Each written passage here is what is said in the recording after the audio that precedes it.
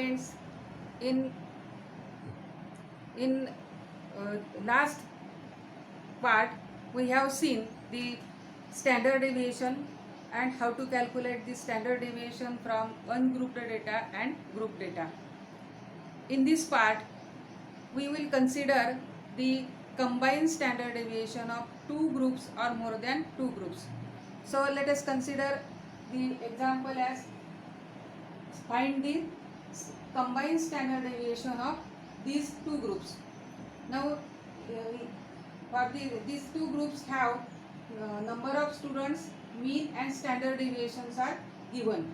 Now we have to calculate this combined standard deviation. That means if we get together, then it will become one group. So what will be the standard deviation of that new group? Now for calculating standard deviation, we have to calculate mean firstly. So here also we have to take the combined mean of these two groups, and we have already discussed the combined mean. That means how to calculate the combined mean of two or more groups. Now here we have taken example of two groups. So combined mean of these two groups can be calculated by formula m combined is equal to n1 m1 plus n2 m2 upon n1 plus n2. n1 m1, that means n1 is number of students in first group and m1 is mean of first group. n2 means number of students in second group and m1 is mean of second group. Similarly, standard deviation SD, so we can say SD1 is standard deviation of first group and SD2 means standard deviation of second group. Now firstly we calculate mean combined. So mean combined is equal to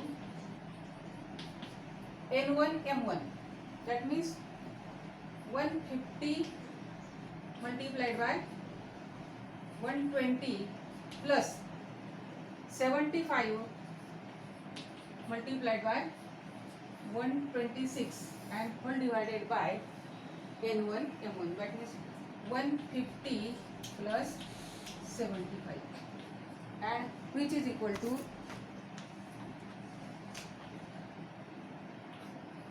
1800 plus 9450 divided by 225. Taking the sum, it will be 27450 and divided by 225. So which is equal to 122. So combined mean of these two groups is 122. Now we have to take the deviation of the mean of these groups from mean combined. So consider the deviation of first group, that means deviation of mean of first group from mean combined. So it, and we denote it as D1. D1 is equal to M1 minus mean combined, and which is equal to M1 is 120 and mean combined is equal to 122. So which is equal to minus 2. Again, deviation of second mean. Second mean means M2 minus mean combined, which is equal to second mean is 126 and combined mean is 122. So M2 minus mean combined is equal to 4. Now take the squares of D1 and D2. That means D1 square, which is equal to 4, and D2 square is equal to 60. Now for calculating the combined standard deviation of these two groups, we have to use the formula. Standard deviation combined is equal to under root of n1 multiplied by sd1 square plus d1 square plus n2 into bracket sd2 square plus d2 square and whole divided by n1 plus n2. Here SD1 means standard deviation of first group and SD2 means standard deviation of second group. Now put the values of all these, then we can get it as N1 is equal to 150. So 150 into SD1 square. Now SD1 is 20. So its square is 400 plus D1 square. D1 square is equal to 4 plus N2 is 75. So 75 into SD2 square. So square of 22 and which is equal to 484 plus D2 square. D2 is 4, so its square is 60. So plus 60 and whole divided by N1 150 and plus 75. That means 150 plus 75, which is equal to under root of now if we add this and take a product, then it is 60600 plus 37500 divided by 225 and which is equal to under root of 98100 upon 225 and which is equal to 20.88. In this way, we have found the combined mean of these two groups. If there is again one more group, that means 3 groups, then we have to add again third term n3 into sd3 square plus d3 square, and here also we have to take n1 plus n2 plus n3. Like this we can find the combined mean of more than 2 or 3 or 4 groups. We have discussed the variability and measures of variability. These measures are variability as range, average deviation, quartile deviation and standard deviation. We have already calculated the values of each measure from ungrouped data as well as group data. While calculating range, we consider range as highest score minus lowest score. While calculating the range, only extreme points are considered, the middle scores are not considered. That means it is a very crude form of measure. Then the second measure, average deviation.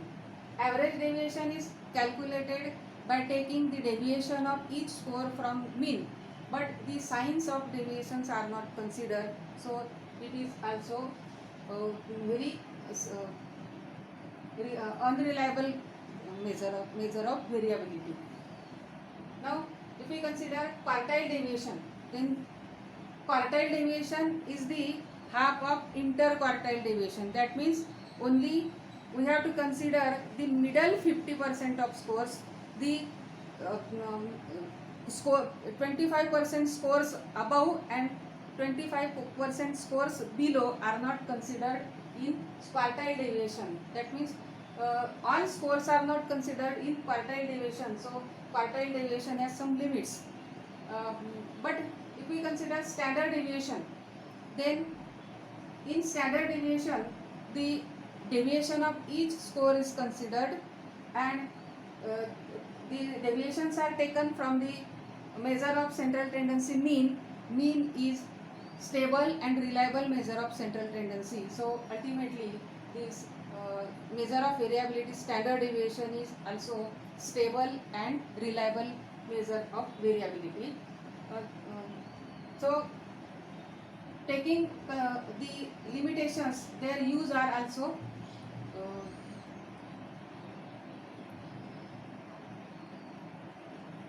now we will consider about the use of these measures. Consider range. Range is used in calculating the number of class intervals and length of the class intervals. When the researcher has to organize the data in the form of interval frequency form, then in this process he use the range. Average deviation is used when the distribution is normal or near to normal only. Quartile deviation is used in calculating percentile and percentile rank. It is also used when the distribution is skewed. That means it is positively skewed or negatively skewed. At that time, quartile deviation is used. Then standard deviation is used in calculating value of correlation. Then when the researcher has to analyze the data, he has to use the parametric test. So, while applying the parametric test, standard deviation is used. Let us consider if we have added the some number, say 5, in each score of given series, then what will be the effect on standard deviation of that score series. So consider the example. Say there are scores x is equal x are 50, 52, 56, 68, 65, 62, 57 and 70. Now this is a set of scores having mean is equal to 60 and its standard deviation is equal to 6.91. Now if we add some number, say 5, in each score of this series, then we will get x plus 5 is equal to 55, then 57, 61, 73, 70, 67, 62 and 75. Now calculate the standard deviation of these new set of scores. So what will be the mean of this set of scores? We know that if some particular number is added to each score, then mean exceeds by 5. That means mean of the first set is 60. So mean of the second set of scores is 65. That means the new mean, say m dash is equal to 65. Now take deviation of each score from 65, because this is a set of scores having mean 65. So take deviation, say d is equal to 55 minus 65, that means it is 10, 57 minus 65, which is equal to minus 8, then minus 4 plus 8, 5, 2, minus 3 and 10. Take its square. So t square, 100, 64, square of 4 is 16, again square of 8 is 64, 25, 4, 9 and 100. Now the standard deviation of this new group of scores, say sigma dash is equal to under root of summation d square upon n. Now if we take the sum of all squares of deviations, then it is 382 divided by n is equal to 8. Number of scores are 8, so divided by 8, and which is equal to 6.91. That means if we added some particular number in each score of given set of scores, then the standard deviation of new set of scores is equal to the standard deviation of given set of scores. That means there is no change in standard deviation of these two groups. But while taking mean, there is a change. The mean exceeds by 5, here by 5, the original mean. Let us consider the same set of scores, which mean is 60 and standard deviation 6.91. Now multiply each score by 7, then we will get the values as 350, 364, 392, 476, 455, 434, 399 and 490. This new set of scores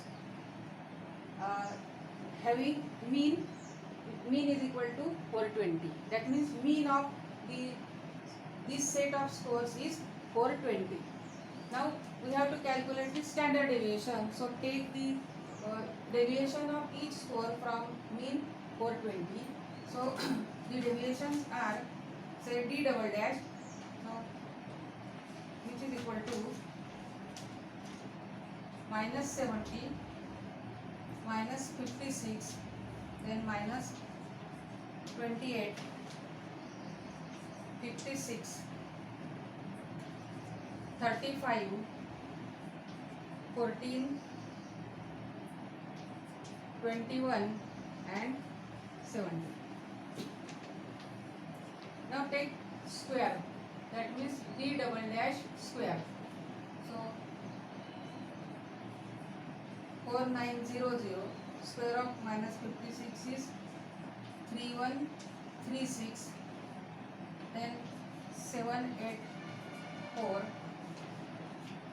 3136, square of 35 is 1225, square of 14 is 196, square of 21 is 441 and square of 17 is 4900. Now take this summation of g double dash square, which is equal to 18718. That is 18,718. Now we denote the standard deviation of this new group as sigma double dash. So which is equal to under root of summation d double dash square upon n, and which is equal to under root of 18718 divided by 8, and its value is equal to 48.37. And if we divide this standard deviation 48.37 by 7, then we can write, that means 48 we can write as 7 into 6.91. That means this is a given set of scores and each score is multiplied by 7. The standard deviation of given set of score is 6.91, and the new set by multiplying each score by 7 has standard deviation 7 times the standard deviation of given set of scores. In this way, we have considered the measures of variability, range, a- average deviation, quartile deviation, and standard deviation. In next part, we will see about the percentile and percentile rank.